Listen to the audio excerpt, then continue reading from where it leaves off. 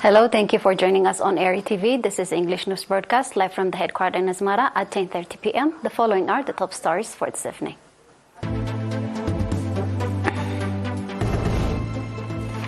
President Isaias met and held talks with Italian officials. Eritrean nationals organized public diplomacy meetings. Russia and Ukraine exchange prisoners.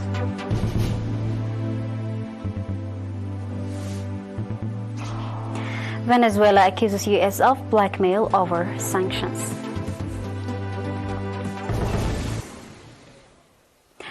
President Isaias Italy and his delegations, as part of their series of meetings with Italian officials and institutions on 31st January and 1st of February, met and held talks with several Italian officials. During discussions with Italian Minister of Enterprise and Minister of Sports and Youth, the Deputy Minister of Foreign Affairs and International Cooperations, and other institutional leaders, President Isaias highlighted Eritrea's commitment to enhancing its transportation infrastructure, water management, railways, irrigations, farming, and energy sectors. He provided detailed updates on the advancement made in water conservation and management. The Italian officials expressed significant interest in Eritrea's development and assured that they would encourage Italian business to explore opportunities. President Isaias also elaborated on Eritrea's progress in various sectors, including fisheries, tourism, education, health service, mining, and natural resource. He emphasized the favorable investment climate in Eritrea and expressed a keen interest in fostering cooperation in these areas to bolster economic and social development. In the meeting with the Italian Minister of Sport and Youth, both parties agreed on initiatives to enhance infrastructure, provide scholarship, and facilitate experience sharing. They also agreed to draft in the near future a document outlining the understanding and framework for future collaboration. This series of meetings marked a significant step toward deepening a bilateral relation between Eritrea and Italy, with both nations looking forward to the future of shared growth and cooperation.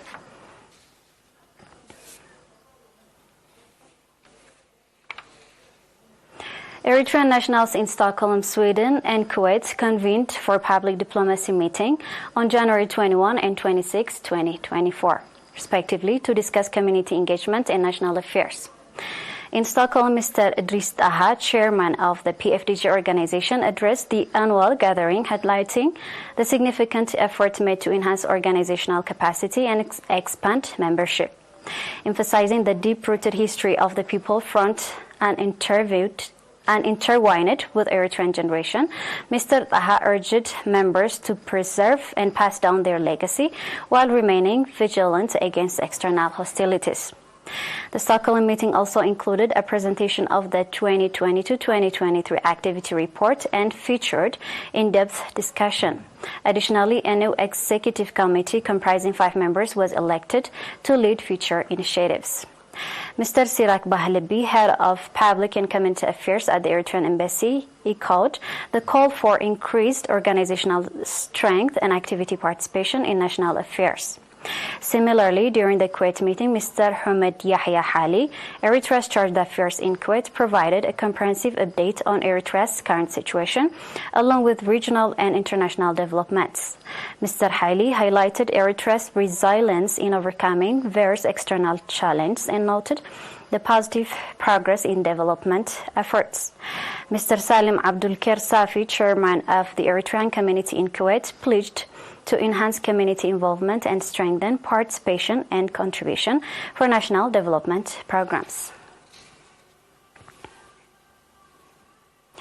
The funeral service of veteran fighter Ambassador Ahmed Tahar Baduri was held in Asmara Martyr Cemetery in the presence of ministers, senior governments and PFDG officials, army commanders, family members, as well as number of nationals. Veteran fighter Ambassador Baduri joined the EPLA in 1970 and served his nation and people with distinction as commissioner in the EPLA, representative of the Eritrea's People's Liberation Front in Aden, Kuwait, and Sudan, head of information, as well as secretariat at the Foreign Relations of EPLF Central Committee. Following independence, Ambassador Baduri served his country and people as Commissioner of Commission of Eritrean Refugees, Commissioner for Investment and Permanent Representative of Eritrea to the United Nations. Ambassador Negasi Sengal laid wreath on the tomb of the late veteran fighter on behalf of the Ministry of Foreign Affairs. Mr. Remane Gabrab, head of the political affairs of PFDJ on behalf of the front. Mr. Remane Gabrameskal, Minister of Information and on behalf of the ministry, and Mrs. Zahara Ahmed Tahar Baduri, daughter of the veteran fighter. Veteran fighter Ambassador Ahmed Tahar Baduri is survived by his wife and 2 children.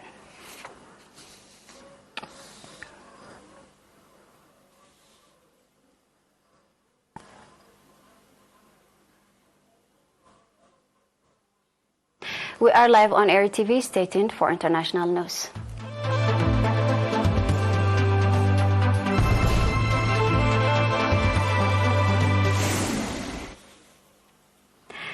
Russia and Ukraine said they had completed another large prisoner exchange despite the clash last week of the Russian military transport plane that Moscow says was shot down by Ukraine and carrying Ukraine Posen to the similar swap. The 2 countries have carried out periodic prisoner swaps via intermediaries since the war began nearly 2 years ago, despite the absence of peace talks since the early months.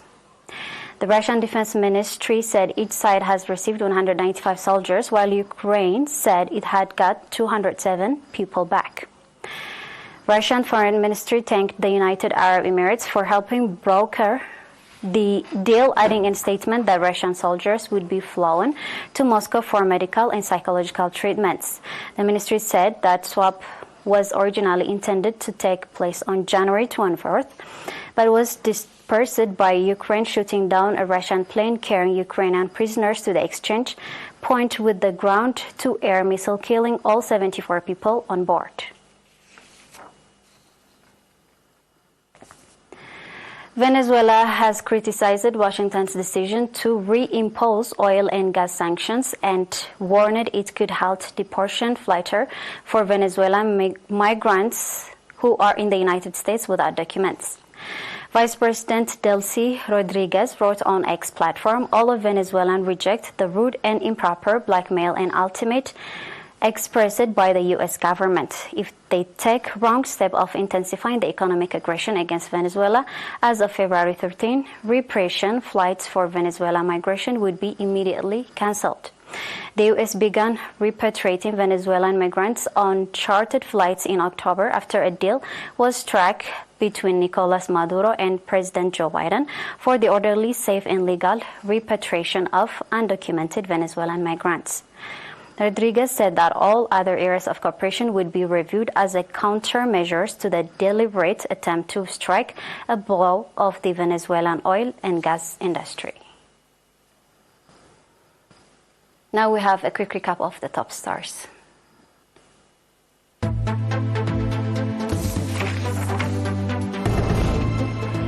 President Isaias met and held talks with Italian officials. Eritrean nationals organize public diplomacy meetings. Russia and Ukraine exchange prisoners.